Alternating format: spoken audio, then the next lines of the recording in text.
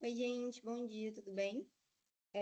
Hoje nós vamos dar a nossa monitoria de ética e cidadania e talvez eu comece um pouco de linguagem jurídica e metodologia científica, mas como a Suíla não deu muito andamento na matéria, eu não quero me passar muito, então eu tô pensando ainda se eu vou entrar muito na matéria. Mas ainda assim eu tenho conteúdo preparado, vou mandar tudo pro Matheus e ele vai subir para vocês no Drive que a gente tem na monitoria, tá bom? Então, vou começar a compartilhar a tela.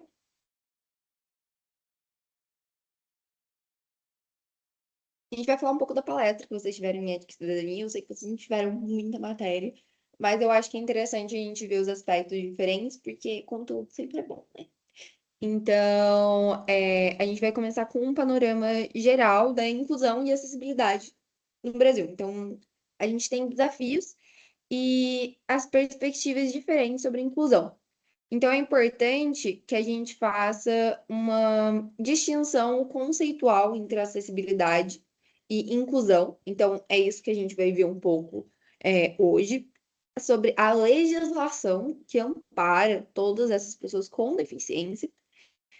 Também a lacuna da realidade. Então, todos os dados do IBGE traz que reforçam toda essa barreira que a sociedade não adequa para todas as pessoas que possuem algum tipo de deficiência, então, que abre as portas para a discriminação e a responsabilidade coletiva de todos de lidar com todas essas barreiras, com todo preconceito, então, essa responsabilidade para combater toda essa discriminação contra as pessoas com deficiência. Então, em suma, é isso que a gente vai ver hoje. Depois, isso daqui é bem que um resuminho do que vocês estão vendo na tela, então, de tudo que a gente vai conversar. Mas eu quis colocar porque é legal, quem quiser, assim, só dar uma lidinha para saber quais são as coisas que a gente vai abordar brevemente, é legal. Então, isso é mais ou menos o que a gente vai abordar. Mas, começando mesmo, a gente tem que entender os fundamentos. Então, a compreensão do debate de inclusão no Brasil e os conceitos fundamentais. Então, o modelo social da deficiência, a gente tem a lei da inclusão. É uma mudança de paradigma crucial aqui no Brasil e ela foca na responsabilidade social. Então, o Brasil ele adotou esse modelo social de deficiência, em que a gente precisa adequar a todas as pessoas com deficiência. E aí eu trouxe aqui a definição para vocês. Então, o que diz na lei da pessoa com deficiência é aquele que tem impedimento de longo prazo de natureza física, mental, intelectual, sensorial, o qual, em interação com uma ou mais barreiras, pode obstruir sua participação plena e efetiva na sociedade em igualdade de condições com as demais pessoas. Então, aqui a gente define o conceito de pessoa com deficiência. Então, essa pessoa que tem as barreiras sociais na hora das interações, seja física, visual, auditiva, intelectual, ela possui algum tipo de deficiência. Então, portanto, ela se desloca-se com essa interação que existem, impõem barreiras sociais. A deficiência ela não está na pessoa, mas na falha da sociedade de se adaptar e remover obstáculos que impedem a participação. A legislação ela aborda as diferentes tipos de deficiência. Então, quais são esses tipos de deficiência diferentes que a legislação aborda? Então, a gente tem, gente, eu acho que o PDF ele deu algum problema. Depois eu vou tentar baixar de novo e mandar pro Matheus, porque eu acho que teve algum problema. Tá vendo que aqui deveria estar todas as deficiências e não tá?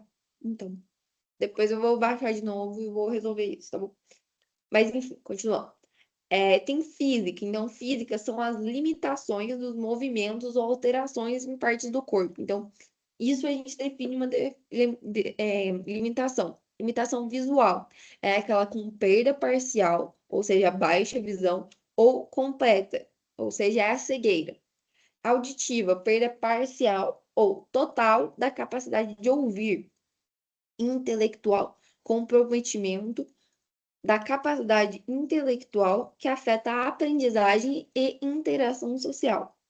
E múltipla é quando existem múltiplas combinações de deficiência, ou seja, você tem mais de uma. Então, você pode ser, por exemplo, um exemplo é o surdo-mudo, que tem perda da capacidade auditiva e tem perda da capacidade visual. Então, ele tem ambos. E a gente entra em um ponto muito importante, que é a diferença entre acessibilidade e inclusão. Tem diferença? Tem. Então, a acessibilidade é o meio, a inclusão é o objetivo final. Então, acessibilidade é a condição técnica. Refere-se ao recurso e à adaptação que permite o uso dos espaços, transportes e a informação de comunicação de autonomia e de segurança.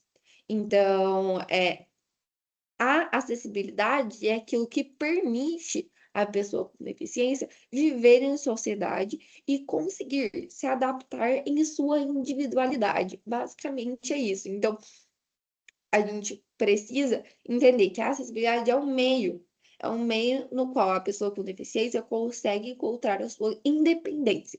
Então, a gente tem alguns exemplos aqui. Então, rampas para pessoas que possuem alguma deficiência física, braille para pessoas que possuem deficiência visual, libras para quem possui deficiência auditiva. Então, esses são alguns tipos de deficiência que a gente consegue se adequar com a acessibilidade. E o que é inclusão? Inclusão é o objetivo final, é o paradigma social. Então, trata-se de um processo mais amplo, ou seja, é que a sociedade garanta esse pertencimento. Então, a sensação de pertencimento, sim, é o meio na acessibilidade em que você consegue, assim, a inclusão. Então, a inclusão é como se fosse o topo da pirâmide. Para você chegar no topo da pirâmide, você precisa do meio. E esse meio, a inclusão é o topo da pirâmide. Você precisa de algum meio para chegar no topo. Então, você tem a inclusão, você tem a acessibilidade, desculpa, para conseguir chegar no objetivo final, que é a inclusão. Então, a inclusão é o quê? Essa sensação de pertencimento, o respeito à participação ativa e plena na igualdade de oportunidades. Pois é isso que fala a lei dos PCDs aqui no Brasil. Então, você precisa ter que a acessibilidade seja um meio, mas que o objetivo final seja a inclusão, ou seja, essa sensação, esse, esse sentimento de que o PCD pertence àquela sociedade em sua individualidade. E aí a gente tem essa evolução do paradigma social. Então, a gente, por muito tempo na história, a gente teve vários modelos em que o tratamento com a deficiência era visto de outras formas. Então, a gente começava sempre, a gente tinha uma exclusão, então a pessoa era mantida completamente fora do sistema social. Então, não existia nem a acessibilidade, nem a inclusão. Então, nenhuma dessas duas coisas eram tidas como objetivo. Depois começamos a segregar, né, essas pessoas, então a pessoa era colocada em ambientes separados. Então, a gente tinha escolas especiais isoladas. Então, a gente tinha talvez uma acessibilidade, mas a gente não tinha o objetivo da inclusão, ou seja, de garantir essa sensação de pertencimento. E aí a inclusão, o sistema, a integração, a gente teve em terceiro. Então, era aquela pessoa que era inserida num ambiente comum, mas ela deveria se adaptar. Se não conseguir, é reentregada ao ambiente especial. Então, a integração ah, vamos tentar colocar aquela pessoa naquele sistema, naquele momento, mas se a gente não conseguir, não tem problema, a gente volta ela para onde ela estava, que ela estava bem assim. Então, é basicamente isso. Então, a gente ainda tem o quê? Uma acessibilidade, mas a gente não tem uma inclusão. Então, a gente não faz a pessoa se pertencer, porque ela tem que se adaptar. Até o momento, sim, que a gente chega na inclusão, ou seja, que é a adaptação daqueles espaços. Então, a gente promove a acessibilidade em todos os lugares e transforma aquele espaço em acolhedor e com diversidade de todos. Então, ela é uma norma de diversidade, não é uma exceção. Então, ela precisa ser cumprida. Então, essa acessibilidade hoje em dia é exigida. Ninguém, uma escola não pode aceitar uma pessoa porque ela é PCD. A escola tem que se adaptar, tem que fazer com que aquela pessoa sinta uma sensação de pertencimento. Então, a gente tem um robusto arcabouço legal brasileiro e alguns pilares que são constitucionais. Então, isso é a coisa mais importante, certo? Pilar constitucional é pilar constitucional. A gente fala, a Constituição é máximo. Então, se a gente olhar aqui, o artigo 3º, a gente vê que define o objeto de república promover o bem de todos. Então, no objeto de república, ou seja, no objetivo da república, ela é promover o bem de todos, sem preconceitos de origem, raça, sexo, cor, idade e quaisquer outras formas de discriminação. Então, capacitismo, que é o preconceito contra pessoas PCD, diz que a república ela deve promover o bem de todos. Então, não pode existir discriminação contra essas pessoas. Já no artigo 23, inciso 2º, estabelece que a competência como União, Estados e municípios para cuidar da saúde, assistência pública e proteção do PCD. Então, no artigo 23, aqui a gente já tem a proteção aos PCDs exatamente discriminada, né? Tipo, estabelecida naquele artigo. Então, a União compete a eles proteger essas pessoas. No artigo 203, no inciso 5º, assegura o benefício da prestação continuada, um salário mínimo mensal para o PCD de baixa renda. Então, aqui, a gente sabe o problema ainda de capacitismo na sociedade, o problema de inclusão na sociedade. Então, o artigo 208 é mais que certo quando estabelece que o PCD de baixa renda deve receber um salário mínimo. Porque uma pessoa que não tem alguma deficiência e uma pessoa que tem deficiência, quem vocês acham que vai conseguir um emprego mais rápido? Eu não tenho dúvidas de que a pessoa que não possui uma deficiência. Por quê? Porque eu tenho preconceito? Não. Porque a sociedade estabelece esse tipo de coisa. Então, tipo, não é, é, não é uma coisa que as pessoas querem, é uma coisa que acontece. Tipo assim, óbvio, é uma coisa que as pessoas querem, porque as pessoas fazem. Mas não é uma coisa assim que não acontece. É uma coisa que acontece, é uma realidade da nossa sociedade, que a sociedade ela exclui essas pessoas. Então, o ponto da inclusão, o meio acessibilidade, até que está se atingindo aos poucos, porque nem em todos os lugares têm acessibilidade. Mas o objeto final, que é a inclusão, ainda estamos trabalhando nele. Então, aqui a gente tem as leis específicas. Então, é bom a gente dar uma olhada nelas. Então, a Lei Brasileira de Inclusão, ela fala que é o estatuto principal, estabelece as diretrizes para o exercício pleno e igualitário de todos os direitos humanos e liberdades fundamentais. Então, aqui a gente tem os direitos humanos, mais uma vez, quando a gente fala de PCD, os direitos humanos é uma das coisas mais importantes, certo? Porque sem direitos humanos, ninguém estaria pelos direitos da pessoa com PCD. Então, é muito importante esse exercício pleno e igualitário. Então, a lei de cotas, ela garante a reserva de vagas no mercado de trabalho em empresa com mais de 100 funcionários, promovendo a independência econômica. Então, quem é PCD precisa ter uma garantia do Estado, como a gente viu na lei constitucional, o Estado deve promover a igualdade entre essas pessoas, deve proteger essas pessoas. Então é importante a gente ter isso. E aí, na lei de acessibilidade, a gente define normas gerais para eliminar as barreiras urbanísticas, arquitetônicas no transporte e na comunicação. Então, a gente tem aqui a lei de acessibilidade, a lei de cotas, a lei de inclusão. E agora, Plano Nacional de Educação, PNE, reforça o sistema educacional inclusivo de todos os níveis e modalidades. Então, é o que eu disse, uma escola não pode se negar a ter uma pessoa com deficiência na sua escola. Por quê? Por quê? porque ela precisa aceitar, porque pela lei de inclusão, pela lei de cotas, pela lei de acessibilidade. Então, por todas essas leis que garantem esses benefícios para as pessoas com PCD.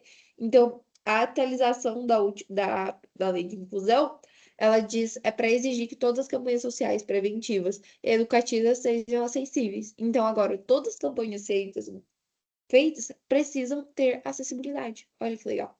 Então, você não pode fazer uma campanha e ela não ser com acessibilidade. Então, isso é muito legal para as pessoas que possuem algum tipo de deficiência. Um minutinho.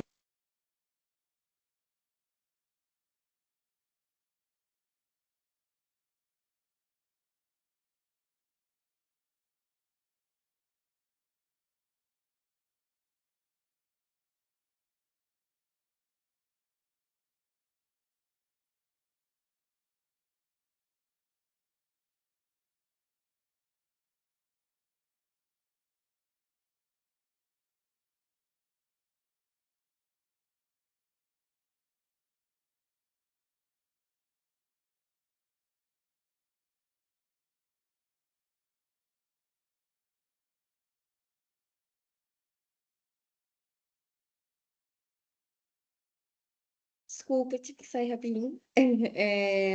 Tá, vamos continuar. Então, a gente tem agora falar sobre uma coisa que sempre existiu, claro, mas hoje em dia vem se falando é, um pouco mais vividamente, porque as pessoas têm investigado mais. Então, a gente vai falar sobre o transtorno do espectro autista. Então, o espectro autista é uma condição de neurodesenvolvimento e é aparado por uma legislação específica do autismo. Então, eles têm uma legislação específica. E são legislações, como vocês podem ver, recentes. Então, como eu falei, são coisas que a gente talvez não falava muito antigamente, mas que hoje em dia se falam muito mais. Então, na lei Berenice Piana, considera-se a pessoa com TEA como pessoa com deficiência para todos os efeitos legais, garantindo o direito a atendimento prioritário e tratamento multiprofissional. Prevê multa de 3 a 20 salários mínimos para escolas que recusem a matrícula. Então, é o que eu falei. Não pode recusar a matrícula de alguém que possui deficiência. E para autismo, mais específico ainda. Não pode. Por quê? Porque eles têm direito à acessibilidade, direito a atendimento, como todas as outras pessoas. Então, ele precisa ser respeitado. Então, aqui a gente prevê exatamente uma multa para todas as escolas, caso, caso recusa de matrícula. Então, e aí a gente tem outra lei, né, que é a Lei Romero Mion, cria carteira de identificação para pessoa com TEA, que facilita o acesso a direitos e atendimento prioritário em serviços públicos e privados. Então, é outra coisa muito interessante, que vocês também já devem ter visto, que é aquela carteirinha que as pessoas que têm transtorno de espectro autismo usam no pescoço, para dizer, olha, eu preciso de um atendimento prioritário nos serviços públicos e em qualquer lugar, eu preciso porque eu tenho transtorno de espectro autista. Tá errado? Não tá errado, gente. É a acessibilidade, é a inclusão de todos. Se uma pessoa tem algum tipo de deficiência ou algum tipo de transtorno, ela precisa ter benefícios, ela precisa ser incluída na sociedade. E como temos, é um pouco da isonomia, certo? Tratar os desiguais com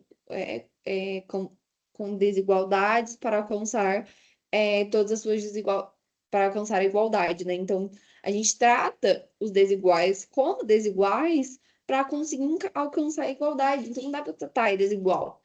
Eu preciso dar alguma coisa a mais para eles conseguirem se encaixar na sociedade, certo? E a gente tem benefícios sociais e fiscais. Então, aqui a gente tem BPC, então, o salário mínimo mensal para PCD de baixa renda, que a gente já conversou sobre, né, que está estabelecido e previsto em lei. isenções fiscais de IPI e IR, então na compra de veículos adaptados e sobre determinados rendimentos, então não é sobre tudo, tá? É sobre esses produtos específicos, então sobre produtos que você adapta, e sobre produtos que têm a ver com a sua deficiência, você pode comprar veículos adaptados. Então, meia entrada, vocês já devem ter visto essa meia entrada PCD, para eventos culturais e esportivos, porque a gente sabe que é mais difícil o acesso de pessoas com deficiência terem acesso a esses eventos. Por quê? Porque às vezes é muito difícil. Às vezes o evento não está preparado. Às vezes a acessibilidade daquele evento é muito ruim. Às vezes é muito, muito, muito ruim mesmo. Então, o evento ter essa acessibilidade é assim, uma acessibilidade assim boa, é difícil. É difícil. Então, assim, já ter conceder o benefício da minha entrada é um estímulo para essas pessoas viverem. Então, isso tudo tentando alcançar o objetivo final, que é a inclusão. Passe livre, gratuidade de viagens interestaduais para pessoas carentes com deficiência. Então, aqui, isso é muito legal, que a gente tem uma gratuidade de viagens para pessoas com baixa renda interestadual do Brasil. Então, dentro do Brasil, aquela pessoa pode viajar gratuitamente se for PCD de baixa renda. E aí, o panorama de exclusão.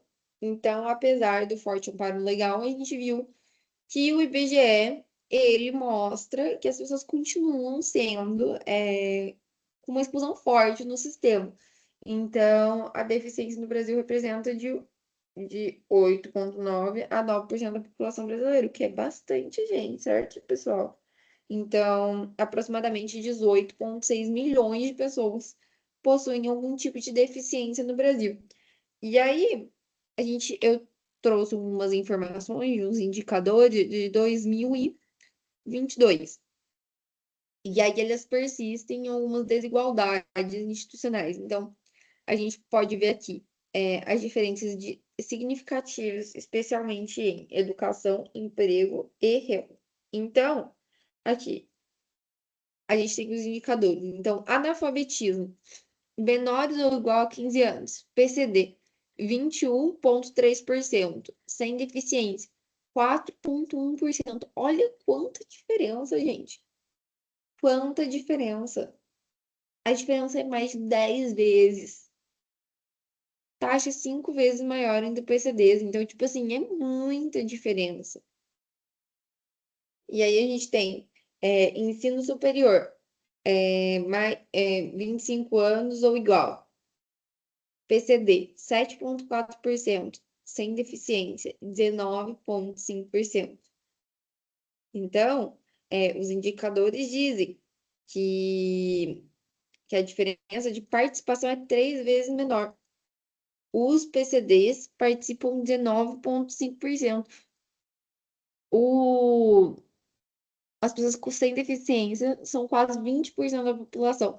As pessoas PCDs, só 7,4% da população. Taxa de emprego, PCD, 26,6%. Sem deficiência superior não especificada. Situação, baixa inclusão no mercado de trabalho formal. Então, gente, 26,6% dos PCDs estão empregados, o resto não. Então, olha quanto que é diferente. Então, trabalho informal, 55%. As pessoas sem deficiência é menor. E a situação alta, desproteção social e trabalhista. Rendimento médio. Então, o que o PCD ganha em média? R$ 1.860. Sem deficiência, R$ 2.690. Diferença: PCDs recebem apenas 68,9% de renda média geral. E aí persistem as barreiras estruturais e culturais no acesso à educação, emprego e de renda. Então, isso é uma coisa que eu acho que está bem clara, certo? Então, essa desigualdade no Brasil, ela persiste frequentemente. Então, é necessário que a ampliação de políticas públicas inclusivas com foco em empregabilidade e qualificação profissional, ações afirmativas mais eficazes e combate desigualdade de oportunidade. Então, vendo esse gráfico, a gente observa isso, que ainda existem muitos pontos de melhora para tudo isso dos PCDs. Então, ainda existem muitos pontos de melhora. E aí, fatores causadores da exclusão. Então, a gente tem as 5 barreiras fundamentais em que a gente encontra essas barreiras que não nos ajuda a atingir a inclusão. Então, barreiras atitudinais, preconceito e discriminação. Então, aqui a gente começa a falar do capacitismo. Então, consideradas as mais difíceis de transpor, preconceito baseado na ideia de inferioridade do PCD.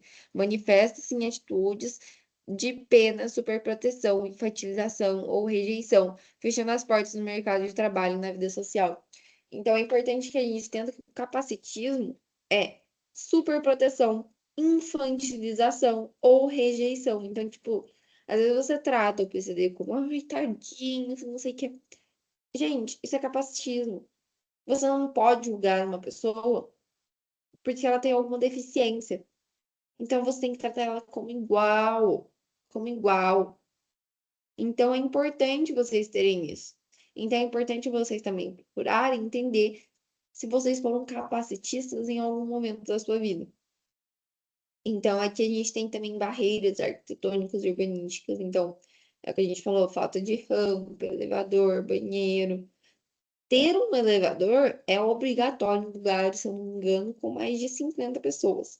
Se eu não me engano, lugares que entram mais de 50 pessoas é obrigatório você ter um elevador e você tem? Não tem, né? Então, é importante a gente entender que alguns lugares também põem barreiras para que essas pessoas acessem esses lugares. E aí a gente tem deficiência da formação profissional. Então, profissionais de educação, saúde e outras áreas frequentemente não recebem treinamento adequado para atender as necessidades específicas. Então, a gente tem aqui que as pessoas não são preparadas para lidar com pessoas com PCD. Então, elas ficam com um desamparo, certo? Porque ninguém sabe lidar com eventuais problemas ou com eventuais necessidades, melhor que problemas, com eventuais necessidades que essa pessoa vai precisar. E falta de recurso e tecnologia assistiva, então a carência nos equipamentos de software, materiais adaptados que comprometem a autonomia e a capacidade de comunicação e acesso ao conhecimento. Então, tantas coisas evoluíram no mundo de tecnologia, mas para as pessoas com deficiência não tanto assim. Claro, evoluíram muito, mas será que evoluíram tanto quanto evoluíram para a gente? Então, é uma coisa de se pensar. E aí, a insuficiência das políticas públicas. Então, a falta de aplicação e fiscalização, regulamentação das leis já existentes. Então, é obrigado a ter os elevadores nos lugares. Não tem. Foi fiscalizado, foi multado, foi requerido. Então, alguém insistiu para aquilo ser feito, alguém multou. Gente, multa todo mês. Não fez esse mês, multa. Não fez o outro mês, multa. Eles multam? Não. Então, assim, as coisas não vão mudar se as políticas públicas não melhorarem, se o poder de fiscalização não melhorar. E aí a responsabilidade é compartilhada, como a gente falou. Só um é responsável? Não. Todos somos responsáveis. Então, a gente tem uma construção do coletivo. Então, vamos começar. Poder público, ele deve garantir a acessibilidade em todos os níveis, federal, estadual, municipal. Então, ela tem que criar políticas públicas que garantam a acessibilidade e inclusão. Então, essa é a função do poder público. Mas a sociedade, ela tem um papel de promover a inclusão ativa. Então, ela precisa combater o capacitismo. Se os lugares privados fizessem mais a parte de inclusão, o poder público não ia precisar fiscalizar tanto. Ele precisaria só se autofiscalizar. Mas ele precisa fiscalizar. O particular precisa, porque as pessoas não fazem. Então, por isso a sociedade, ela tem um papel de enorme valor. Então, para combater o capacitismo, é reconhecer a diversidade como um valor e valorizar as contribuições do PCD. Então, muito importante, certo? E aí a família, ela deve apoiar, proteger e fortalecer o desenvolvimento e participação social do indivíduo, atuando com base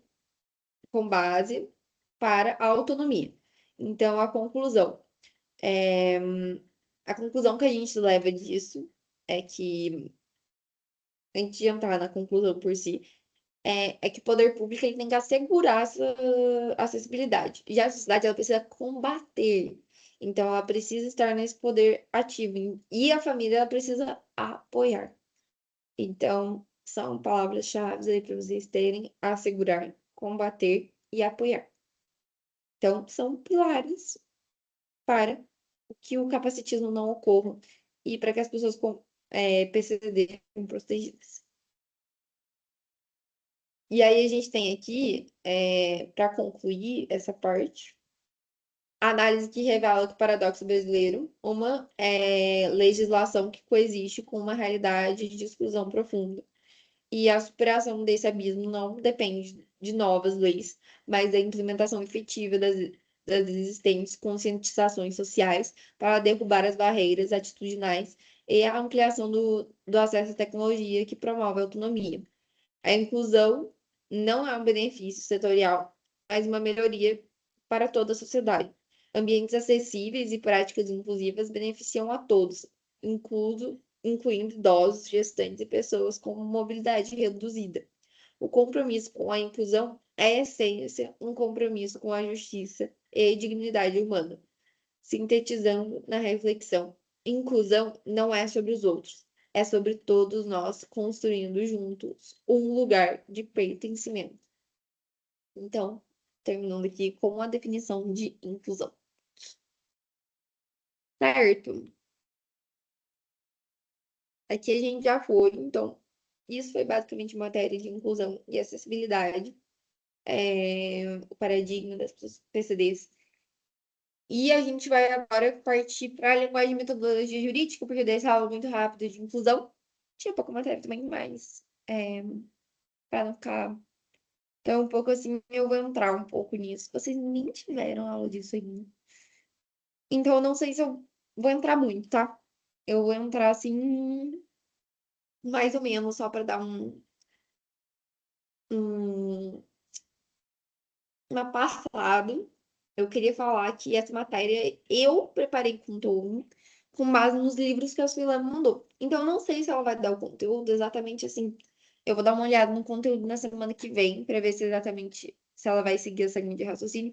Mas se não, eu acho que eu vou seguir um pouco essa linha de raciocínio, porque eu acho que é legal vocês terem esse tipo de abordagem, igual eu vou ter. Que eu peguei assim, todos os livros que ela me passou, eu meio que dei uma apurada no livro e vou dar a matéria inteira. Então, é legal, então assistam, porque vai dar outro tipo de conhecimento que talvez você não tenha na aula, que eu tentei profundizar um pouco nesse material um pouco mais lógico e teórico e que é livro, então tô tendo aqui já um negocinho aberto, vou compartilhar a tela com vocês.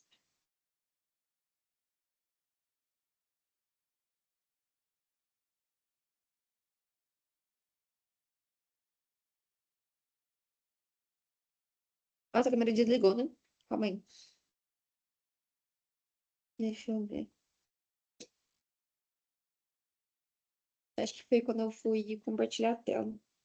Então, ó. É, tá. Então aqui vocês estão vendo a tela, acho que sim. Deixa eu compartilhar. Acho que tá. E a gente tem aqui nessa parte, a gente vai focar um pouco mais em metodologia científica, tá bom? Então a gente vai entender todos os conceitos, vai entender como funciona. Então é bem importante as aulas, então é legal, assim, é muito legal, não vou falar que mas assim, é legal, pelo menos eu acho um pouco mais legal do que a matéria que a gente teve algumas semanas atrás, a matéria da prova passada. Então, espero que vocês entendam um pouco da mensagem que eu vou querer passar. E desculpem se vai ser muito diferente do que a Suíla vai passar. Eu também vou dar uma olhada no conteúdo. Se for muito diferente, eu troco, tá bom? Então, a gente começa pela questão central. O que que é uma pesquisa? A pesquisa ela pode ser definida como um procedimento racional e sistemático que ela visa fornecer as respostas aos problemas propostos. Então, a gente sempre tem um problema na pesquisa em que ele tem que ser resolvido. E a pesquisa ela se torna necessária quando não há respostas para esses problemas que são propostos. E não dispomos de as informações suficientes para resolver aquele problema. Então, quando as informações existentes são desorganizadas e as demais para serem adequadamente relacionadas a um problema. Então, aqui a gente tem o objetivo de resolver um problema. Então, ele é um procedimento racional e sistêmico que fornece respostas aos problemas. Basicamente é isso. E aí a gente tem, os juristas, eles entendem os dois campos que eles dedicam à pesquisa. Então, as razões são sempre classificadas em dois grupos.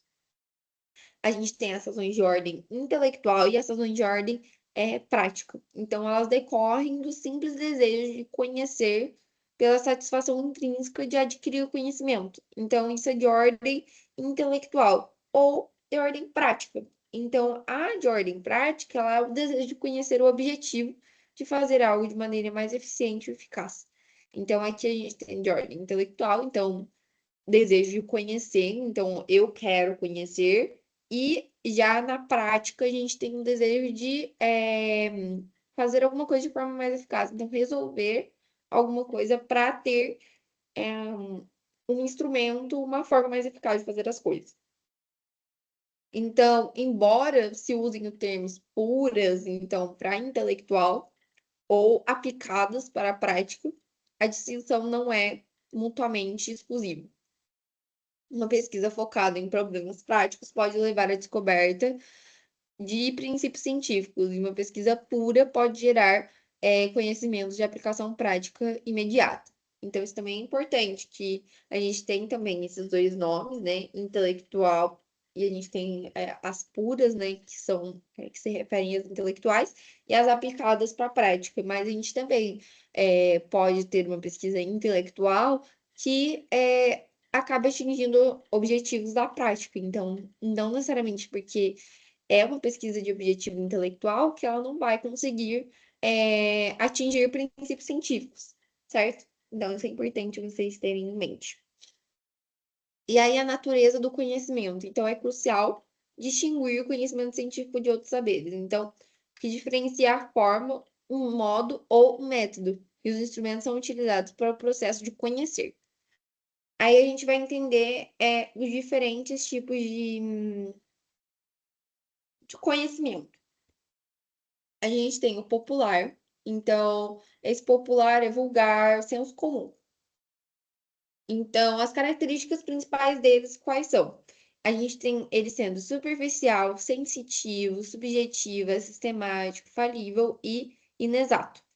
E é um modo comum, espontâneo de conhecer, adquirindo no trato de direito como as coisas e seres humanos, preenchendo a vida diária. Está limitado à percepção e ação. Então, esse é o conhecimento do dia a dia. Depois, nós temos o conhecimento filosófico. Então, valorativo, racional, sistemático, não verificável, infalível e exato. Então, ele se baseia nas hipóteses e não podem ser submetidas à observação, mas sim à coerência da lógica. Então, o método é racional dedutivo, que a gente não tem uma pesquisa, certo? Não temos uma pesquisa. A gente tem um método racional dedutivo. Já na pesquisa, a gente tem um método racional e sistemático, como a gente viu. Então, essa busca uma concepção unificada e unificante do universo. Então, isso é o que o filosófico vê. Já no religioso, a gente tem um valorativo inspiracional, sistemático, não verificável, infalível e exato. Apoia-se em doutrinas tidas como sagradas, por serem reveladas pelo sobrenatural. A adesão é um ato de fé e sua evidência não são postas em dúvidas. Então, aqui a gente não vai pesquisar com métodos sistemáticos e racionais a religião, Religião não se trata de métodos racionais. Religião se trata de sentimento valorativo, inspiracional, que não é verificável, que é pela fé. E aí sim, entendendo tudo isso, a gente parte para o conhecimento científico. E ele é real, factual, ou seja, contingente, é sistemático, é certo, verificável, falível e aproximadamente exato. Então, aproximadamente exato não é exato. Ou seja, ele é exato, mas até que se prova o contrário. Então, isso é muito legal, né? Porque a gente vê, por exemplo, em química, aquelas teorias do átomo, a gente vê, aquilo era ciência, era exato, mas deixou de ser exato quando alguém trouxe outra teoria que derrubou a antiga. Então, é um saber ordenado logicamente. Então, um sistema de ideias e teorias. É contingente porque sua veracidade é conhecida através da experiência e não apenas pela razão. E é falível por não ser definitivo ou absoluto. A ciência é uma sistematização de conhecimentos em um conjunto de preposições logicamente correlacionadas. Então, isso também é legal. Porque a gente vê aqui, é ordenado logicamente, é sistemático, como a gente falou. Conhecimento científico popular ao meio de raciocínios objetivos, mas o ideal, a racionalidade e objetividade plena, é atingindo muito mais dificuldade pelo senso comum e que está vinculada com a experiência do particular. E aí a gente vai entender a formação do problema de uma pesquisa de qualidade. Então, é fácil a gente ter uma pesquisa de qualidade? Eu acho que não, não é fácil. Mas vamos ver. Para qualquer investigação, a gente precisa de um problema. Então, a gente já viu que a pesquisa ela parte de um problema que precisa ser solucionado ou investigado para se tornar mais eficaz ou por fins intelectuais. E a gente precisa ter uma discussão sobre isso para o domínio do conhecimento. E aí, o problema científico são passíveis de tratamento científico. Então, não todo problema é passível de tratamento científico. E um problema científico deve envolver várias variáveis suscetíveis de observação ou de manipulação. Então, um problema de engenharia que indagam como fazer alguma coisa de maneira eficiente, ou problema de valor, que questionam se algo é bom, mal, desejável, ou que deveria ser feito, não são rigorosamente problemas científicos, pois sua correção ou incorreção não é passível de verificação empírica. Então, as regras devem ser práticas para a formulação de um problema científico. Então, o problema científico ele deve ser formulado primeiro como uma pergunta. Então, vamos supor. Deixa eu pensar em alguma pergunta. Vamos a pergunta dos PCDs. O PCD deve ser incluso na sociedade? Ele deve ser claro e preciso. É preciso? É. Deve ser empírico, ou seja, não deve ser referido a valores? Ah, então não, porque não é empírico. Ele é referido a valores da sociedade. Então, aqui a gente não consegue incluir eles ativamente sem tocar no assunto valores. Mas vamos, por exemplo, entrar. Os PCDs são incluídos na sociedade? Isso é outra pergunta, certo? Eu falei, devem ser incluídos, agora é diferente de são incluídos, aqui a gente já tem dados. Então, deve ser formulada a pergunta: são incluídos na sociedade? Não. Ou sim. Deve ser claro e preciso. A gente vai responder isso no trabalho, certo? Deve ser empírico, não referido a valores? Não é. Aqui a gente tem dados que podem comprovar se eles são ou não inclusos na sociedade. Devem ser suscetível de solução? É possível solucionar a inclusão dos PCDs da sociedade? Ou eles vão sempre ser excluídos? É possível? Deve ser delimitado uma dimensão a uma dimensão viável? Sim, a gente consegue delimitar o problema para uma dimensão que a gente consiga analisar. Então, a gente pode pegar, por exemplo, o Brasil ou a cidade de Lorena e conseguir analisar por uma, por uma amostra, certo? a sociedade. Então, a gente não precisa pegar 100% da população brasileira. A gente pega uma amostra e entende a partir dessa amostra qual é a realidade. Então, a clareza e a precisão do problema muitas vezes exige definição operacional dos termos, indicando como o fenômeno é medido. E aí, a qualidade de pesquisador. Qualidade de pesquisador é o êxito de conhecimento. Então, não dependem apenas da metodologia, mas também das qualidades pessoais do pesquisador. Então, a gente precisa ter conhecimento do assunto a ser pesquisado. Então, se eu não entendo de engenharia, como eu vou fazer um trabalho de engenharia? Não tem como. Como eu vou fazer um trabalho de medicina, sendo que eu não entendo de medicina? Não tem como.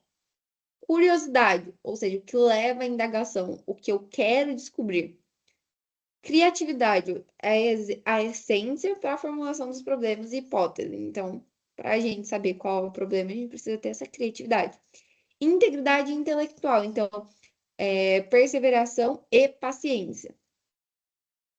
E aí a gente tem essas hipóteses variáveis que a gente conversou.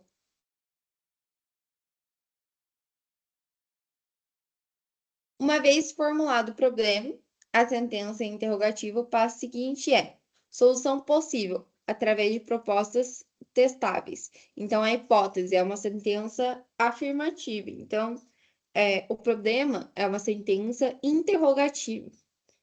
A hipótese é uma sentença afirmativa. E aí a gente tem os conceitos e fontes da hipótese. A hipótese é um enunciado geral em relações entre variáveis, formulação como soluções provisórias. Então, a gente tem uma solução provisória para um problema que é a nossa hipótese. Ela dirige a investigação indicando o que procurar. É um instrumento de trabalho de teoria. Pode ser testada e julgada como provavelmente verdadeira ou falsa. Então, a gente pode começar uma pesquisa científica e perceber que aquela pesquisa científica não tem sentido. Que o que eu estava pesquisando como hipótese, o que eu tinha como hipótese, era falso. Então, também é possível. E aí a gente tem a elaboração dela como de natureza criativa. Então, é o que a gente falou, a gente precisa da criatividade do pesquisador para conseguir que a hipótese seja resolutiva. E aí a gente tem a observação, o procedimento fundamental. O resultado de outras pesquisas, hipóteses baseadas em estudos anteriores, tendem a conduzir o conhecimento mais amplo. E a gente tem as teorias. As hipóteses derivam de teorias que proporcionam uma ligação clara com um conjunto mais amplo de conhecimentos e intuição, simples palpites que podem conduzir a importantes descobertas, mas são todas elas construção da hipótese. Então, a gente precisa da observação, resultado de outras pesquisas, teorias e intuição para conseguir ter uma hipótese clara. Quando a gente entra em conhecimento familiar e cultura e analogias, a gente vê características das hipóteses aplicadas. Então, uma hipótese aplicável lógica, aceitável, é testável. E ela deve ter clareza conceitual. Então, os conceitos, especialmente variáveis, devem ser claramente definidos, preferencialmente operacionais. Especificidade deve ser expressa em termos específicos, pode ser verificada. Hipóteses amplas podem ser divididas em subhipóteses mais precisas. Referências empíricas deve ser testável, evitando julgamentos de valor. Palavras como bom, mal, deve, deveria. Parcimônia. Uma hipótese simples é sempre preferível a uma complexa, se tiver o mesmo poder explicativo. Então, sempre prefira síntese, sempre prefira pequeno, mas que tenha um grande valor. Relação com as técnicas disponíveis. Deve haver técnicas adequadas para a coleta de dados e tese. Relação com uma teoria. Embora este critério nem sempre seja considerado em pesquisas sociais, as hipóteses elaboradas com vínculo teórico possibilitam a generalização dos resultados.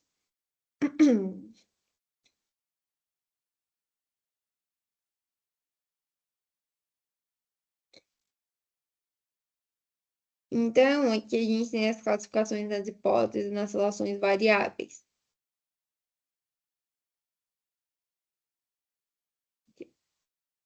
A gente tem as hipóteses que podem ser classificadas como tipo de preposição que fazem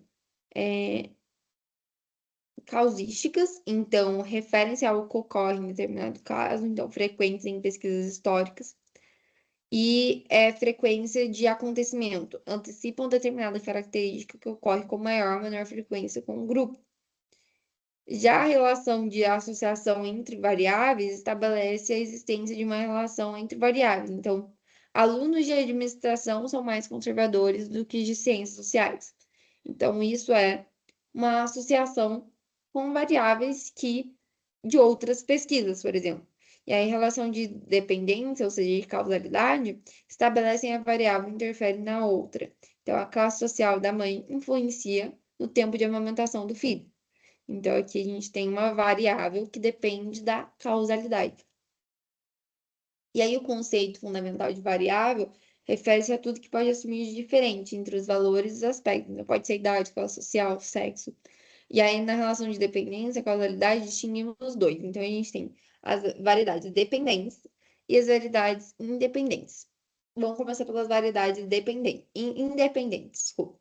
Aquela que influencia, determina ou afeta outra variável é o fator determinante, condição ou causa é o antecedente. Já na variável dependente, aquela que é influenciada, então a gente tem na variável independente a que influencia, já a dependente é a que é influenciada, determinável ou afetada pela variável independente. É o efeito que resulta ou consequência, é o consequente. A determinação de qual variável independente ou dependente baseia-se em dois fatores: a ordem temporal. O que procede no tempo é variável independente. E o que fixidez, alterabilidade das variáveis fixas, como sexo ou raça, são em gerais independentes, pois não são influenciadas pela outra variável. Existem outras categorias de variáveis importantes para serem analisadas. Então, as duas principais são a independente e a dependente. Retomando, a independente é aquela que pode ser influenciada por outra variável. A dependente é aquela que é influenciada. A independente influencia outra variável, então é o antecedente. Já a dependente é influenciada e é consequente. Entrando nas duas outros tipos de variáveis, a gente. Cinco outros tipos de variáveis, assim? Desculpa, cinco.